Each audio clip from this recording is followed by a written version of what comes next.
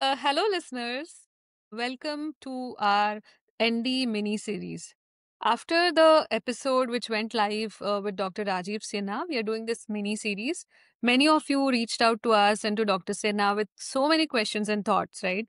In today's conversation, we go little deeper and try to cover areas that are often spoken but rarely explained. On behalf of all of us, I would like to re-welcome Dr. Rajiv Sinha on the Awakening Trail. Thank you so much, Dr. Sinha, for doing this. Hariom, my pleasure. Please, as usual, my Yes, pleasure. let's begin with the first question. Okay, today is going to get very real and very deep and dark. So, Dr. Sinha, has this experience changed your views on spiritual protection, energy, or unseen forces? Um, it has very straight. It has, of course, it has, and I don't think anybody who undergoes an NDE or even an outer body experience or even states of deep meditation can escape the three things that you mentioned. You do come across energies which you don't come across in normal life, right? These are these are unusual things, right? And out of body, near death, deep meditation, and you do come across, you physically experience these different energies. So there is no way that you cannot believe in them. There's no way that you can dismiss them anymore, because once you've experienced something yourself, right, it becomes reality. Yeah, this is where that this is important, that, and particularly in every all the questions that you're asking me and all the answers I'm giving you, these are things that are experiential, that I've experienced myself, because that is reality. Something that you've read, something that you've heard somebody talk about is not experiential. Experiential is something that you experienced yourself, right? And therefore you can vouch for its authenticity, right? So of Yeah. course, once you undergo an NDE or an OBE, certainly having experienced these energies, you have to believe in them. So of course I believe in them. Of course I know them to be true and real. Okay. So that is great, Dr. Sinha. I mean, I understand that probably your faith, on these practices even grow larger as against, you experience before you experience NDE. So now my question to you is, so you talked about ND, your OBE experience in the original podcast, which will share the link in the description box for our listeners. But my point is, we talk about meditation. I'm also you mentioned about deep meditation state, right?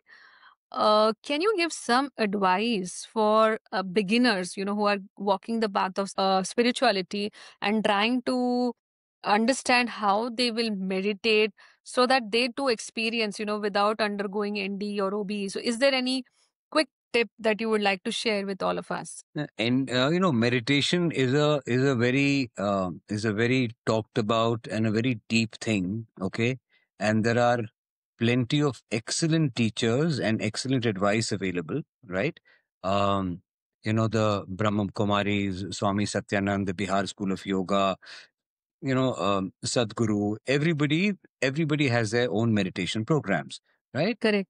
Osho in the old days used to have an unusual meditation called dynamic meditation. That is a very different type of meditation. But there are types and types and types of meditation.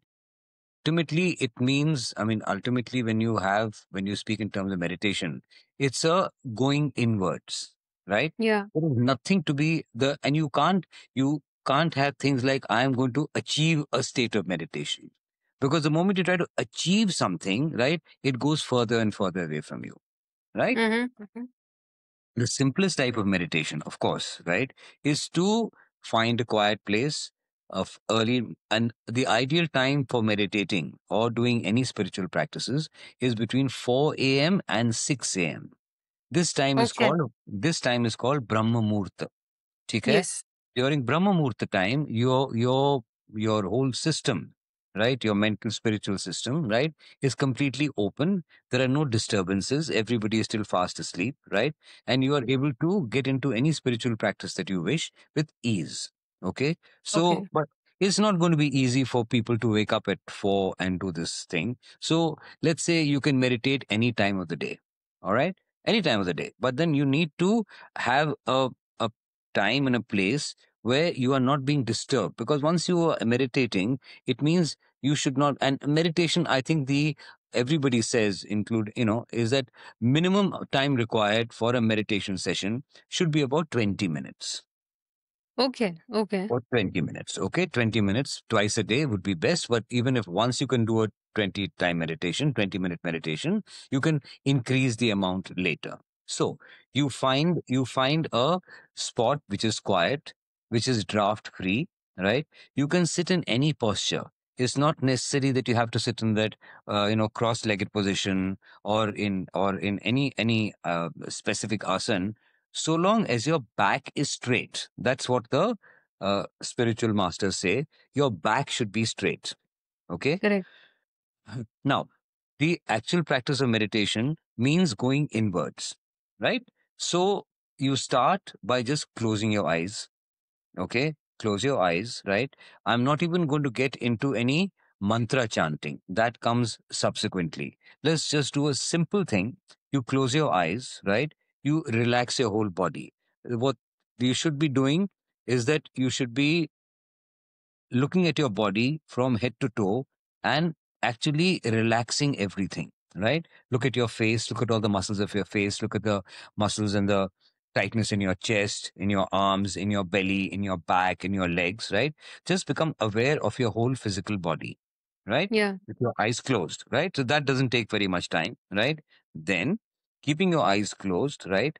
Just basically concentrate on one very simple, easy thing. Concentrate on your breathing, because your breathing never stops.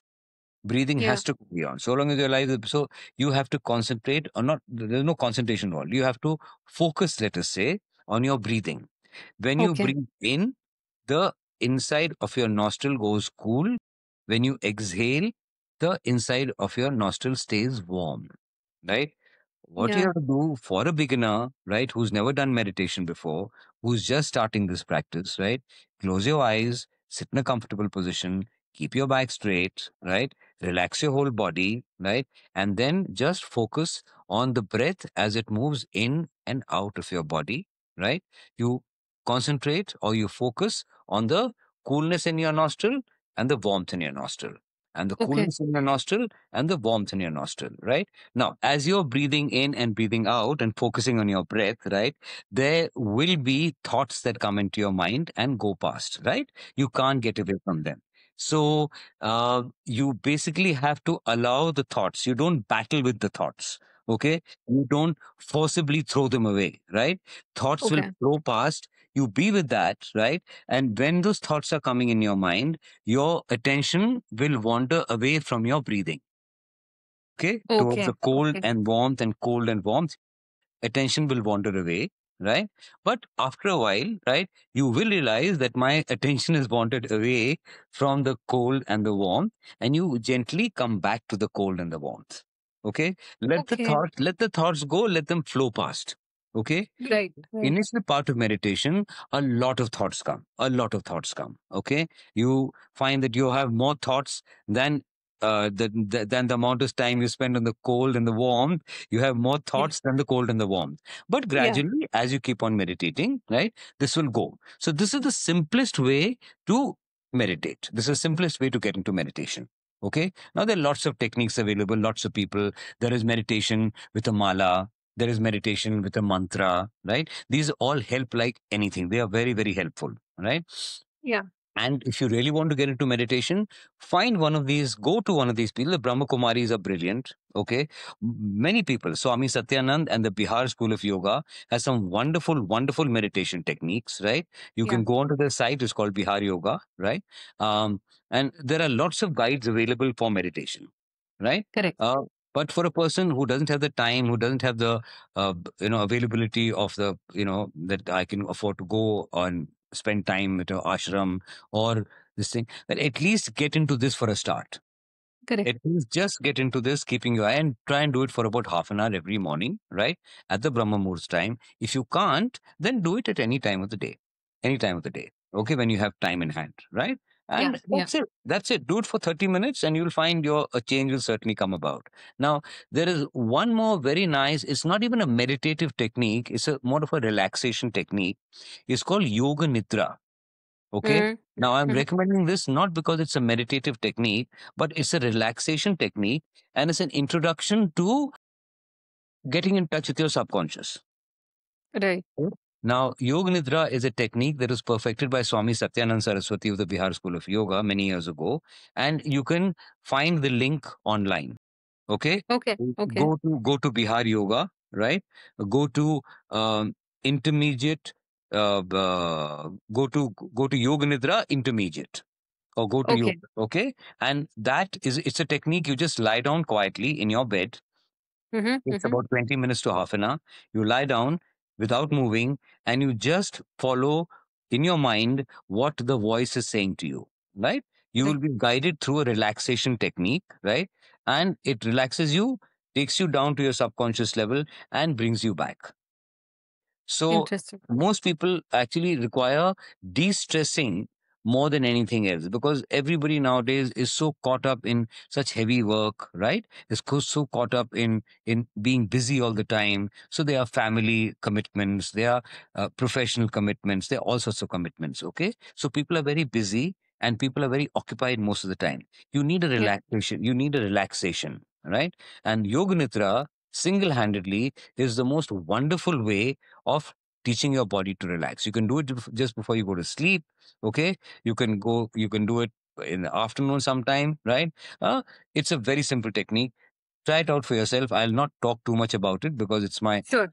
Swami Niranjanand Saraswati, who is basically our guide and our mentor and our guru, right? It's his technique, Swami Satyanand's technique, right? It's been around for Right. a long time. It's been around Yeah. for a long time. I would recommend it to anybody who wants to learn to relax without putting in too much effort, right? Perfect. Then you Perfect. can move on. Then you can move on. There are all sorts of meditations, deep meditations, really deep meditations, which you can get into. But start with the first step, Correct. Yoga Correct. Nidra, and sitting in one place and doing this cold warmth of your breath, right? These are two Yeah. simple techniques. Okay. That's where Yeah. we should start. And then you can carry on from here. Lovely. Thank you so much for bringing this, to our attention or sharing it with all of us, which is quite simple technique. It takes 20 minutes of your time in a day. And if you follow the Yoga Nidra, another 20 minutes. And I think all of us can do that for ourselves, right? We need to find time for ourselves. So this is brilliant. I think with this, the next question is too dark, Dr. Sinha. I don't know what's your take on that, but let me ask you the question. The listener wants to know what's your take on black magic? Is it real? I didn't expect this to be coming, but yeah, I mean, people are curious. Let's look at it this way. Um, if you believe in black magic, then you have to believe in white magic, um, isn't Very it? well put. I mean, Yes, you can't just believe in one, right? If black yeah, magic exists in your mind, then white magic also has to exist, right? Therefore, yeah, magic exists. Therefore, magic yes, exists. Now, what is magic? Magic is a phenomena that does not have a rational explanation. It's a correct. phenomenon or is an incident or is something that's happening which does not have a rational explanation, right? So basically, what are you doing? You're looking at energies, negative energies and positive energies. ठीक है Yeah, ना? Huh? Now, I don't personally have any connection or any experience with black magic. Okay, I do not, correct. right? But again, like I said earlier, that doesn't mean I don't believe in it, right? It could very well exist. Many people insist that it exists, right? But I think it's also a question of how vulnerable you are to the effects of this negative energy. Right, When I mean, what I know of black magic is where is black magic normally used? Is either used, as far as I know, is towards harming another person, right? Bringing about misfortune or pain or disease or death to another person, or it works out towards the acquisition of physical things. right. मुझे पैसा चाहिए, right? मुझे बहुत पैसा चाहिए, ठीक है ना? तो भाई मैं ब्लैक मैजिक करके मैं ये ऑब्टेन करता हूँ, ठीक है ना? Mm, mm, Now, once so it works for people, they say it doesn't work for people, I say.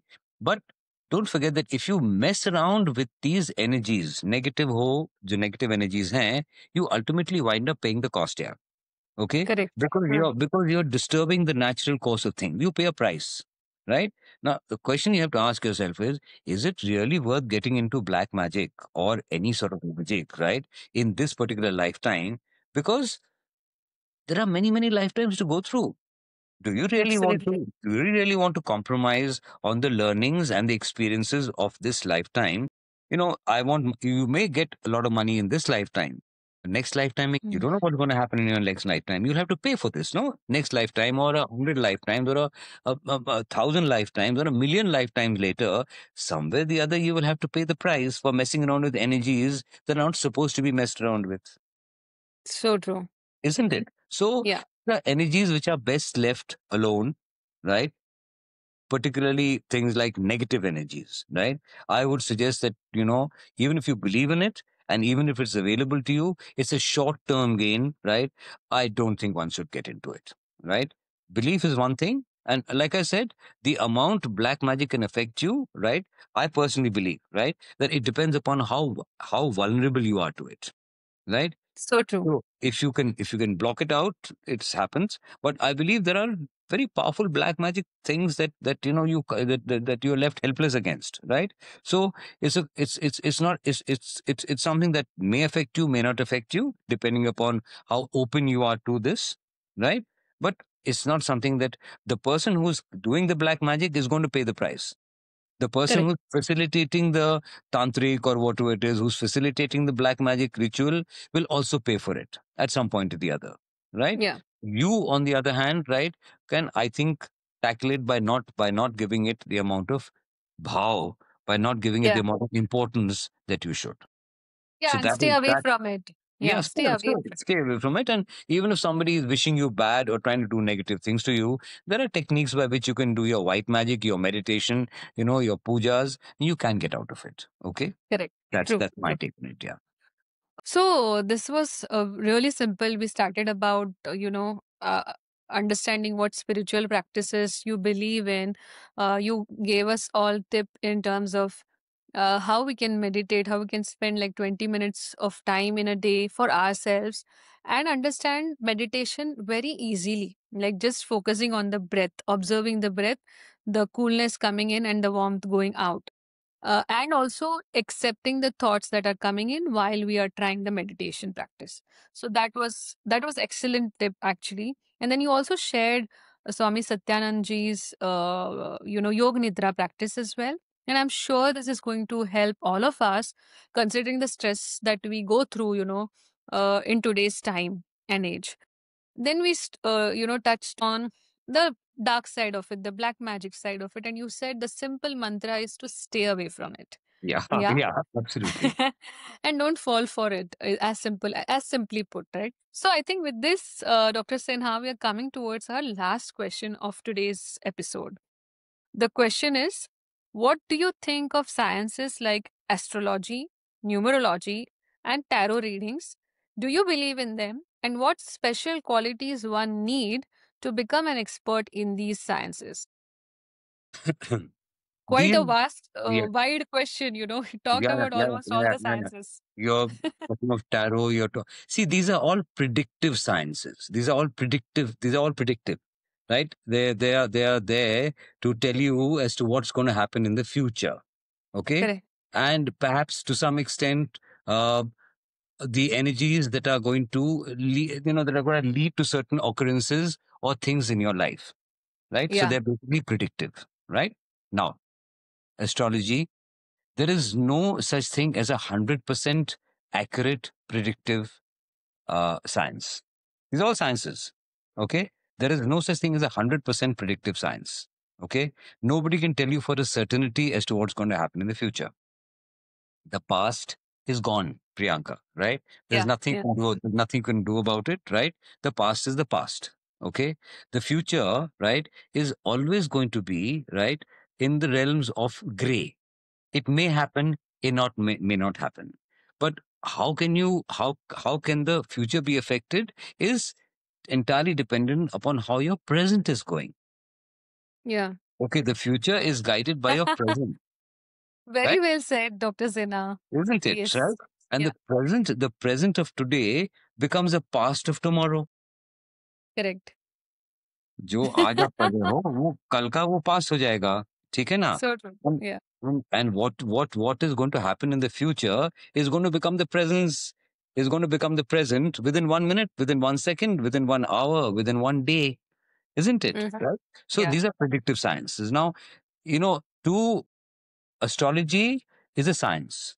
Okay, it's not humbug. It's not. Many people don't believe in it, right? But there is certainly the effect of planets, right? The effect of various energies floating around all over the place, right? Are essentially uh, what is going to affect you and make you what you are tomorrow, right? So if you are sensitive to energies, I think, right?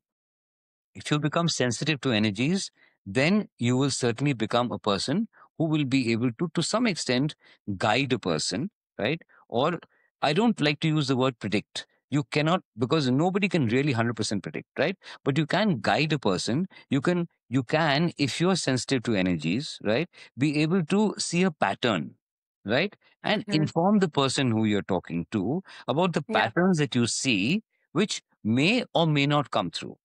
Now, the more sensitive you are to energies, the greater will be the success of how you'll guide a person, Correct. isn't it? Huh? So uh, the only special quality, right? The person who, whether you're doing tarot or you're doing astrology or anything, is to first clean yourself and make sure that you're not putting your trip on anybody else. That is another thing that happens, right? A person who's trying to guide you, right? Don't forget, it's an interaction between two people. It's not just a singular thing, right? There Yeah. is you and there is another person. And that person is looking at you, maybe looking at your aura, maybe looking at your behavior, maybe looking at your energy patterns, right? And then predicting something. Even in tarot, when you put the cards out, right? You are you touch those cards, right? And then those cards are opened, right? And the person who's a tarot reader, right, will then draw certain conclusions from the way the cards are opening, True. isn't it? Right? So the more sensitive a person is to energies, the greater will be their success rate, the greater will be the accuracy of what they are trying to predict. Okay, Yeah. so that I think would be the only real quality needed for a person who is getting into these predictive sciences. I'm keeping the word sciences because I believe they work, right? I believe they work, right? But they are sciences, and like any science, you have to prepare yourself, right, mentally, in this case spiritually, to be able to access those particular energies, and then able to guide a person. Hmm? That's so very well put, actually, Dr. It's a, Sinha. it's I a, it's think, a, it's a, it's slightly dangerous also, because then very often people, I mean, a person predicts something for you and it becomes a self-fulfilling prophecy. Okay. mm, So it's slightly dicey also to get into these sort of things, right? Because sometimes it is suggested, it goes into your subconscious, right? And then you find yourself behaving in that particular manner because a second party suggested it to you. yeah, The power of suggestion is also very great, right? So you go to somebody who's a great astrologer or who's a great tarot reader, right? And you ask them for advice and then they give you something. And you say, by this great person, this wonderfully spiritual, enlightened person, right, was saying these things are going to happen to me. It becomes a self-fulfilling prophecy. So beware of that mm, as well. Beware of that as well. Yeah. You find a truly enlightened people do not predict your future for you. They tell you to deal mm, with the present. They don't tell you how to deal with the future, right? If your present is good, your future will be even better. There is no reason why it should not be. yes, If your present yeah. is good, your future will be even better. That's all I have to say on this matter. Yeah. And yeah, I mean, with this note, I think we can end today's episode. And it is such a wonderful thought, to sink in and think about that, let's focus on the present to make our future better. So, thank you once again to all our listeners and to Dr. Rajiv Sinha to agreeing to do this episode with us, a mini series on near death experience. Thank you. Thank you so much, Hari Om, Priyanka.